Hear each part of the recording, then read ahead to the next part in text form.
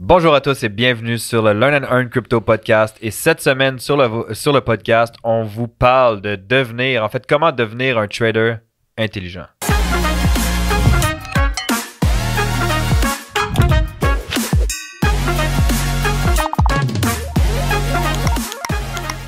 Yes. Et je pense que c'est un sujet extrêmement important d'être intelligent dans ses décisions. Parce que quand on parle de trading, il y a aussi ce moment où les gens veulent toujours avoir la réponse parfaite. Ils regardent le graphique, c'est comme qui n'existe pas. Exact. Mais des fois, les gens sont tellement concentrés à regarder le graphique qu'ils oublient de de prendre des décisions intelligentes. Tout ce que tu fais dans le trading, c'est pas juste basé sur le graphique. Des fois, c'est juste de prendre ces décisions sans même se baser sur le graphique. Juste cette décision qu'à ce moment, c'est pas bon que je prenne ça parce que c'est mieux que je prenne celui-là. Même si tout est là. Donc, des fois, c'est un peu comme un jeu d'échecs, quoi. C'est juste de prendre certaines décisions. Puis c'est ça qu'on va parler. Hein? Yes. Donc, on n'est pas des conseillers financiers. Rien de ce qu'on va dire est un conseil financier, ne doit pas être interprété comme un conseil financier. Faites vos propres recherches. Puis, encore une fois, on a juste un seul compte, sam.levacu.jp.rousseu. Puis, learnandearn.crypto.podcast. Ce sont les seuls comptes. Les autres, ce sont des scams. On va jamais vous inciter à nous envoyer de l'argent, à cliquer sur des liens douteux ou quoi que ce soit. Donc, si vous recevez éventuellement un message de notre part de le seul et unique compte qu'on a, c'est simplement parce que vous êtes invité à faire une formation qui est totalement gratuite, mais qui demande aucun paiement. On va jamais vous demander des paiements, d'envoyer de l'argent, de cliquer sur des liens bizarres pour de l'argent ou je sais pas quoi. OK, donc, faites-vous pas avoir, ce sont des faux. T'avais amené un point important qui était en fait, on a déjà discuté, qui était en fait de prendre des positions sur des plus grands time frames, mais de protéger ses trades avec d'autres trades. Exact. Je te laisse aller parce que c'est le sujet que tu m'as écrit. Ça, je te laisse. Vas-y. Exact. Alors, ça, c'est quelque chose déjà d'important à faire. Des fois, on va avoir deux belles positions qui sont trop proches. La première chose, choisis celle avec le meilleur risk management. Si tu as comme cette position-là et cette position-là, prends celle-là. Et c'est là où ça devient aussi d'être intelligent dans tes trades. Ensuite, moi, ce que j'aime faire, c'est protéger une position avec une position. Par exemple, j'aime beaucoup les situations où, que tu sois en train de short ou de long, disons, tu as ta première position ici, tout est aligné, okay? Tu as toutes tes confirmations, tout est bon, tu as des bons ratios, tu as du 1,5, 1,8, 1,10, 1,15, peu importe. Tes ratios sont bons, tout est bon. Mais tu as un gros avantage. C'est une zone majeure, sauf que tu as une autre zone majeure juste en dessous. Là, ça te devient extrêmement intéressant parce que tu peux prendre ce trade-là, qui est dans une zone majeure avec toutes tes confirmations, les bons ratios et tout, et prendre un stop-loss très tight. Par exemple, tu vas avoir, ça revient aussi au point que je disais de regarder les plus grands time frames, prendre des positions sur les plus grands time frames. Qu'est-ce que ça veut dire? Ça veut dire que, exemple, ton entrée, tu vas être en train de regarder le daily. Tu es en train de regarder le graphique où chaque chandelle est une journée, donc le daily, et tu as cette entrée sur le daily avec un take profit sur le daily. Et là, qu'est-ce que tu fais? Tu gardes ton take profit sur le daily, mais tu viens chercher ton entrée plus précise sur du 4 heures, 1 heure, même peut-être du 15 minutes. Mais je pense que si tu passes de daily à 4 heures, 1 heure, tu vas déjà être assez précis. Ça va déjà être très, très bien. Alors là, ce qui se passe, c'est qu'au lieu que ton entrée soit là, ton take profit soit là et ton stop loss soit là, ce que tu viens, c'est que tu trouves l'entrée la plus précise. Et de là, tu vas pouvoir trouver ton stop loss le plus précis. Et là, tu te ramasses, exemple, avec un take profit sur le daily, une entrée sur le 4 heures, mais un stop loss sur le 1 heure. Et là, qu'est-ce qui se passe? C'est que tu as des ratios de fou parce que tu as une entrée très précise avec un stop loss beaucoup plus petit, mais un take profit sur le daily. Et là, tu te ramasses avec, exemple, du 1 pour 8, 1 pour 10. Bon, toi, tu sais ce que tu me vois trade et tout, mais ça arrive souvent que quand on regarde des positions, ça soit du 1,10, 1,15. Je pense là, la dernière fois, on regardait un truc, c'était du 1 pour 220. Bon, ça, c'était vraiment trop tight. Alors, je l'ai pas pris. Je suis allé avec un plus gros. Mais même à ça, c'était du 1 pour 20. Ça veut dire que tu risquais de perdre $1 pour gagner $20. C'est intéressant, mais après aussi, en même temps, tu sais là, parce que tu parles de sniper entry, puis de stop loss tight, mais il faut juste comprendre quelque chose aussi. De un, ça vient avec les aptitudes, parce que vous devez comprendre le marché, c'est la première des choses, puis ensuite, vous devez pouvoir descendre sur des plus petits time frames, parce que aussi, d'un autre côté, si vous n'avez pas ces aptitudes-là puis que vous essayez vraiment de mettre un stop-loss qui est ultra tête, tu vas te faire éclater à chaque fois. Plus ton stop-loss est tête, plus tu as de chance aussi de te faire sortir. Ouais. Définitivement. Fait que parfois, comme que tu as expliqué un peu, d'avoir un stop, comme tu as fait pour aller chercher un stop-loss qui est un petit peu plus large, mais parfois, même si tu vois une opportunité d'avoir un stop-loss ultra tête, moi, ça m'arrive, des fois, je me dis comment, OK, je pourrais le mettre là, mon stop-loss tête, mais juste pour me donner une certaine marge, je vais le mettre un peu plus haut. Donc, disons que disons que je vais prendre un short, OK? Donc, ça descend, ça remonte, puis ensuite, j'ai vraiment ma grande drop, OK? Ben, c'est sûr que sur le deuxième niveau, je peux prendre une entrée puis juste mettre mon stop-loss au-dessus du dernier haut. Mais des fois, c'est tellement tête que je fais juste me donner un peu plus de marge puis je vais aller chercher l'autre dernier haut. Oui, mon stop-loss est plus large, mais par exemple, si le trade continue de monter, ben, de un, je me fais pas sortir, mais je peux aller chercher une autre entrée également un petit peu plus haut. Puis à ce moment-là, mettre un stop-loss qui est un petit peu plus tête. Mais c'est là où tu dois devenir intelligent. Ou des fois, tu dois juste regarder le graphique puis dire oui, c'est possible, mais par rapport à ce que je vois, par rapport aux probabilités, ben, c'est juste plus intelligent de le mettre là, dans cette situation-là. Et des fois, c'est juste... Tu sais, c'est drôle parce qu'on dit toujours de suivre le plan à la lettre. Mais oui, suis le plan à la lettre, mais profite du fait que tu n'es pas un robot. Tu as aussi l'intelligence et l'expérience d'un être humain. Exactement. Alors, des fois, c'est juste de prendre cette décision. Regarde, je pourrais mettre le stop-loss tight ici, mais je suis mieux avec cette zone-là.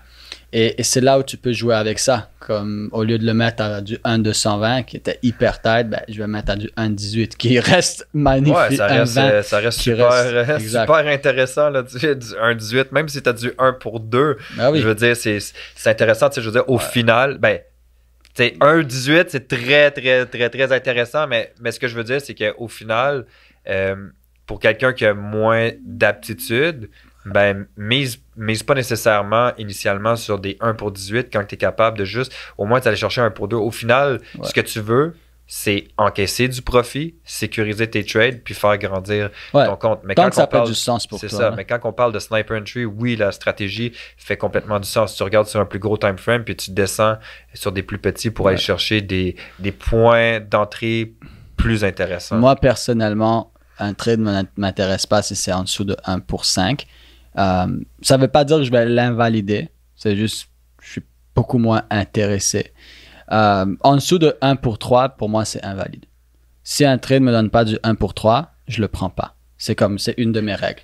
Et entre 1 pour 3 et 1 pour 5, ça doit vraiment être un gros trade. Genre, exemple, c'est une zone monthly super majeure. Mais tu es en swing aussi, toi. Ouais, mais même... Ça fait une différence. Ouais, ça fait une différence.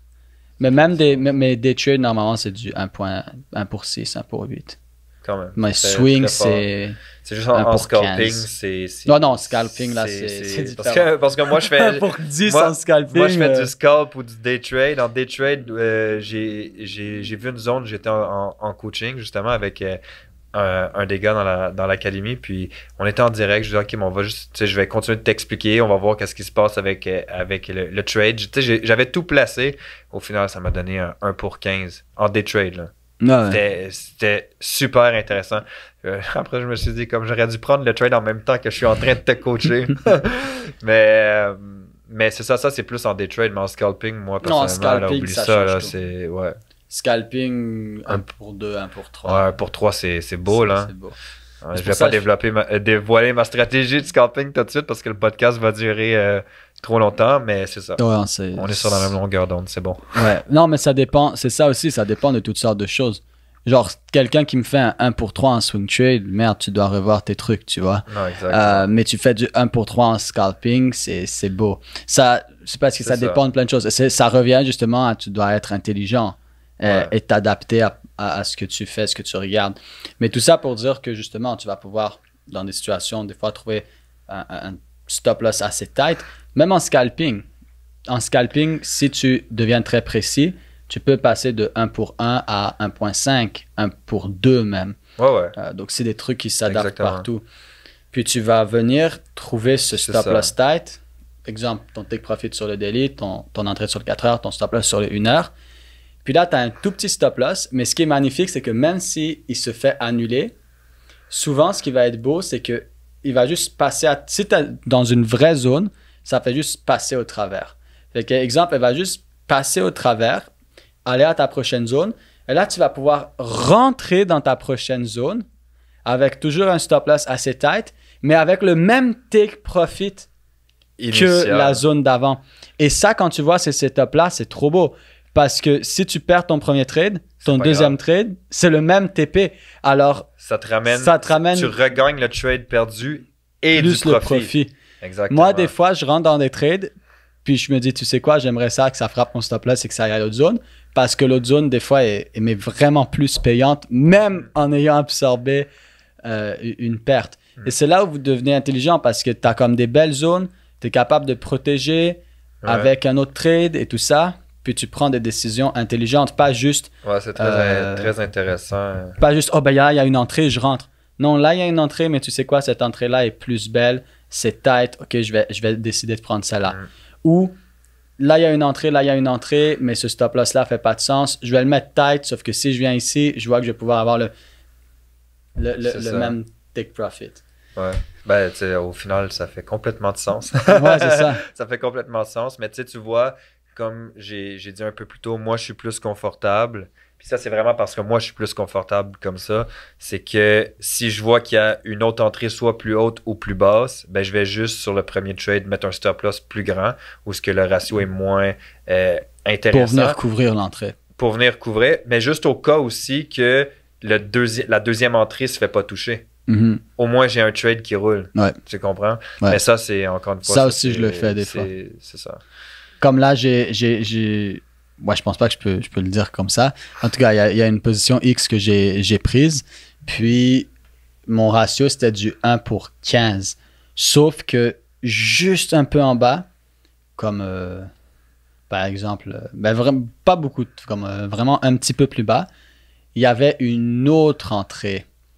Et le marché devrait retourner vers cette zone-là. Alors, est-ce qu'il va retourner tout de suite ou pas tout de suite? C'était vraiment un 50-50. Soit il retourne et il part, soit il va chercher le TP. C'était 50-50. Et dans cette situation-là, ben voilà, c'est là où tu deviens intelligent. Puis j'ai dit, ben tu sais quoi? À la place de prendre le stop loss de ma première entrée, je prends le stop loss de ma deuxième entrée. Alors, si maintenant il décide de repartir, je suis là. Si il redescend, t'es juste en drawdown, mais t'es pas en Je suis juste loss. en drawdown parce que j'ai pris le stop loss de la deuxième entrée, pas de la première. Puis même à ça, je suis passé de 1 pour 15 à du 1 pour 7. Ça reste beau. Ça reste Tranquille. très beau. Puis après, Safe. tu te dis que lui est à 1 pour 7, mais que si tu vas chercher ta deuxième entrée et que tu entres en plus dans cette trade-là, Ouais. tu vas avoir comme en fait deux positions sur le même trade qui Ouais. roule, puis deux positions dans le positif, même que ta deuxième entrée sera plus intéressante à ce moment-là. Ouais. Là, après, il faut juste que tu aies un bon risk management Ouais. pour pas être en train de over-leverage. Non, c'est ça, Mais exactement. encore là, voilà, tu peux faire tes choses de façon intelligente. Exemple, si tu t'étais dit, je vais mettre 0.2, ben fais juste mettre 0.1. Comme ça, s'il va plus bas, tu peux mettre ton autre 0.1, puis tu n'as pas over-leverage. Exactement. Et puis ton drawdown va être plus petit aussi si tu as un drawdown parce que Ouais. tu as mis la moitié de la position. Mais tout ça, c'est pas des trucs que tu fais en regardant nécessairement le graphique. C'est juste en réfléchissant et en C'est ça. étant intelligent dans tes, C'est ça. dans tes Puis c'est- décisions. Exactement. Puis c'est pour ça que la chose la plus importante, c'est de respecter les 5 étapes pour devenir un pro. Donc, si vous n'avez pas écouté ce podcast, ben, allez l'écouter parce que ça va grandement vous aider à faire les choses dans l'ordre et ne pas faire comme la masse qui fait les choses à l'étape 4, 5 pour revenir à la première étape parce qu'ils se sont fait liquider. Commencez par Ouais. la première étape et monter graduellement. Après, c'est juste une question de patience, tout simplement. Ouais. Juste d'être patient puis de vouloir réellement apprendre. Ouais. Puis on pourrait passer 1 heure à expliquer des façons d'être intelligent, mais juste allez vous asseoir, Ouais, c'est prenez ça. l'expérience, puis réfléchissez. Rentrez pas sur l'émotion, réfléchissez. Voilà. Ouais. Donc, merci. merci pour ce partage. Ce fut super agréable comme à l'habitude. Donc, suivez-nous sur tous les réseaux encore une fois, mais laissez-nous un commentaire, laissez-nous une note sur le podcast. On est très content de voir les notes actuelles, surtout, puis partagez le podcast parce que c'est avec vous qu'on va continuer de pouvoir grandir le podcast et d'impacter encore plus de vies, d'éduquer plus de vies. Puis, sur ce, on est bien content de cette début de deuxième saison du podcast, puis beaucoup de belles choses à venir. Donc, il faut nous suivre. Puis, si ça vous aide, ça peut aider quelqu'un d'autre. Donc, voilà. Exactement. Donc, vous partagez, puis suivez-nous dans les communautés. On se voit sur le prochain podcast. Yes. Ciao. Ciao.